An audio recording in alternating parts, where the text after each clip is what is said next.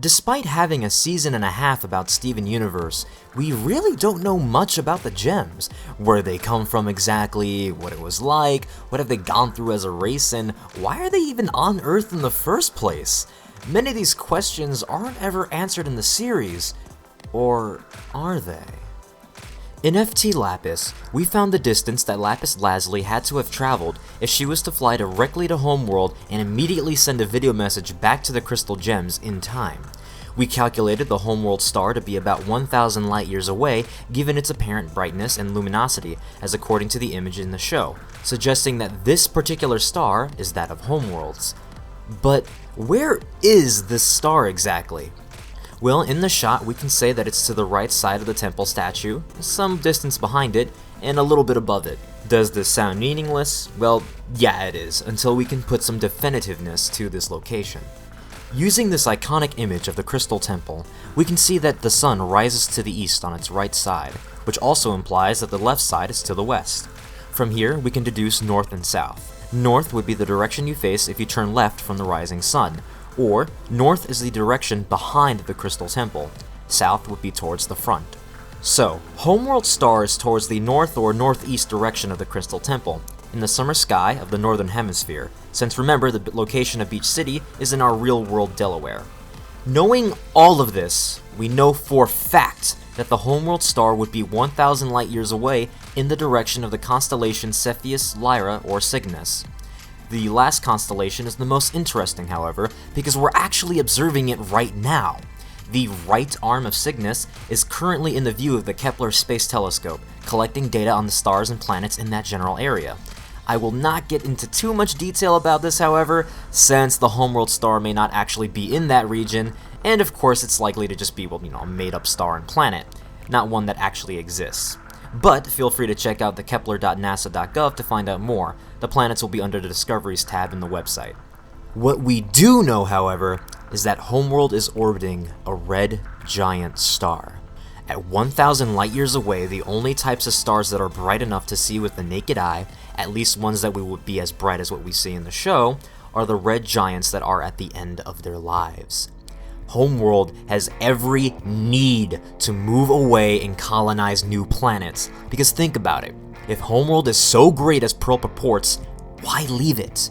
Colonists are usually adventurers or just the unwanted members of society that are sent away from it, yet the cast on Earth apparently includes some royalty, and it's implied that every diamond was on Earth at some point. That makes no sense unless their home planet is in direct danger. It may still be habitable, but no one exactly wants to live near a giant time bomb, a sun that only has a matter of time before it goes supernova and disintegrates everything that's around it. Yet this alone explains little more than why the gems are out to be colonists in the first place. They have a definite need to be on a planet that's not their own, but why Earth? At 1,000 light years away, it had to be chosen. There are innumerable planets and star systems in this galaxy, and it's mind-boggling that there was no habitable planet in 1,000 light years except for us. Something is keeping them away from other planets. Or someone. The phrase gem control has been flung around every so often in the show, and if it doesn't strike you as weird, it should. Who would ever go around saying whether or not a territory was human-controlled, for example? Do we actually expect animals to actually control and manage the land or hold some type of government? No, of course not. Only we could do that. It's either in our control or it's not. Adding that detail is just unnecessary. So why would Pearl, an educated perfectionist at heart, or Peridot, an overly logical technologist, willingly throw in such an unneeded and just downright nonsensical phrase? It's just redundant. Obviously, they weren't talking about humans either, because even while we were around, they still assumed control of the planet as gems. Unless there was something other than gems out there. The gems can't colonize other worlds, because those worlds already have other people and species living on them, or at the very least in control of them. And whatever race of alien that they might be, they don't want to share their resources with the gems. The gems had to travel over 1,000 light years to finally find an empty planet, at least comparatively, and Rose's little rebellion put an end to that awfully quick, expelling the gems back to their dying world, possibly destroying all of them if they don't manage to find a way off the planet soon. Now, I hear you. All of this seems a little bit too far-fetched still, right? I mean, that there's countless worlds full of other alien species that we just casually haven't heard about yet in a cartoon about spacefaring aliens. Yeah, it seems really strange. But there is one bit of evidence that would make no sense unless this was true. The gems are developing the supercluster, a WMD, a weapon of mass destruction. Aren't they supposed to be a unified race? Why would they make these things to use against themselves? Okay, Yellow Diamond might be crazy, but this is lunacy on the part of the people if they're okay with their own leader threatening to nuke their own planets. Sure, there was a rebellion on the case of Earth, but there isn't exactly any sense in destroying a planet that was meant to save them.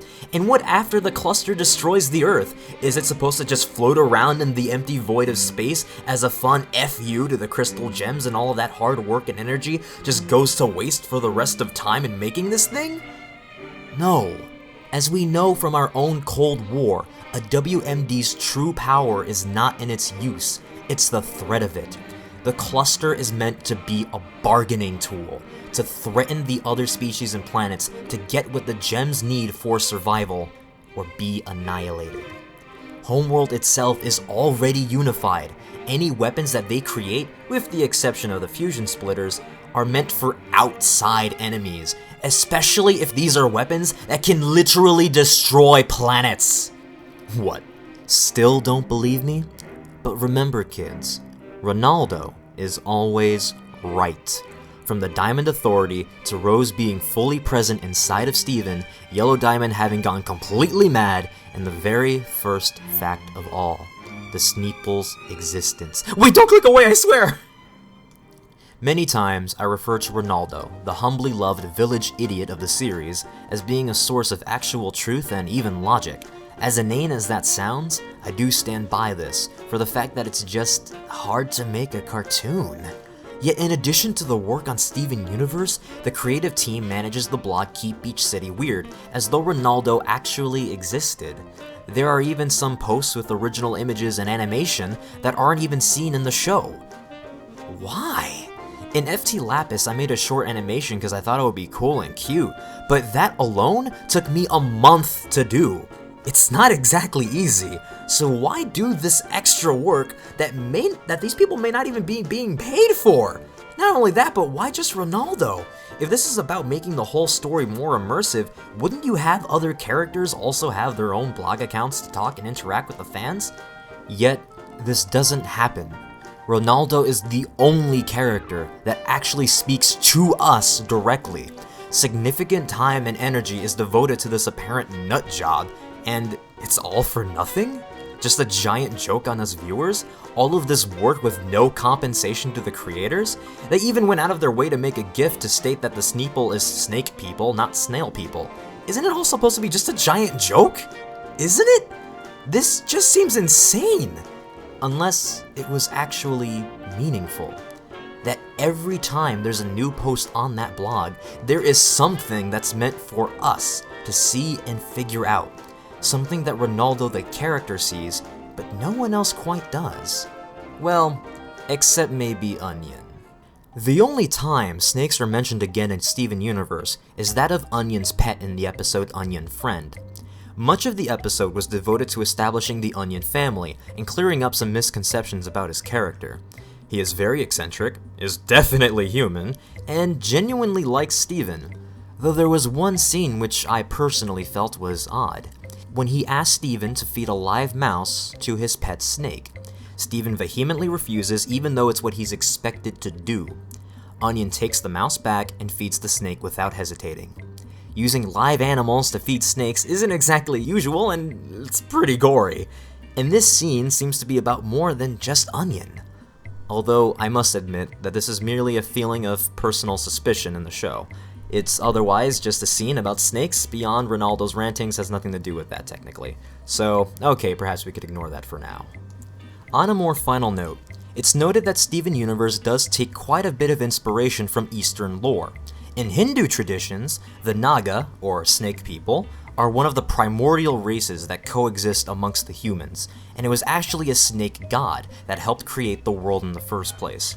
In the Hindu epic of the Mahabharata, the Naga are described as persecutors of all creatures. The snakes were a virulent poison, great prowess and excess of strength, and ever bent on biting other creatures.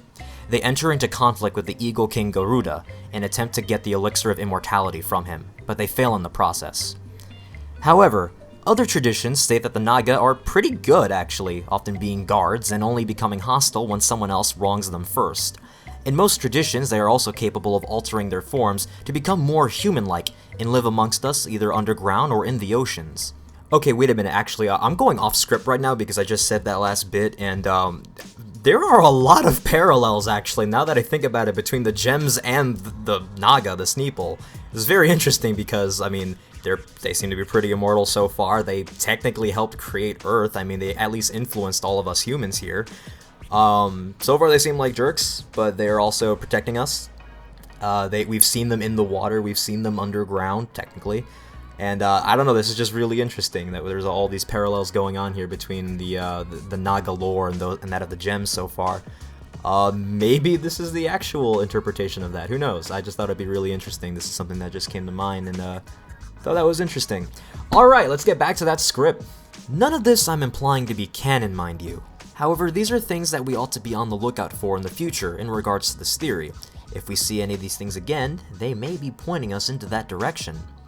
So, now that we've dealt with the inevitable demise of Homeworld and how it's very likely that there's something else out in the universe aside from the gems, humans, and Stevens, let's take a look at our own universe right now, Flesh and Blood, and delve into the other sources of canon for the show, such as the comics and the video games. Maybe we'll finally even learn what the heavy sphere actually is. And thank you for watching.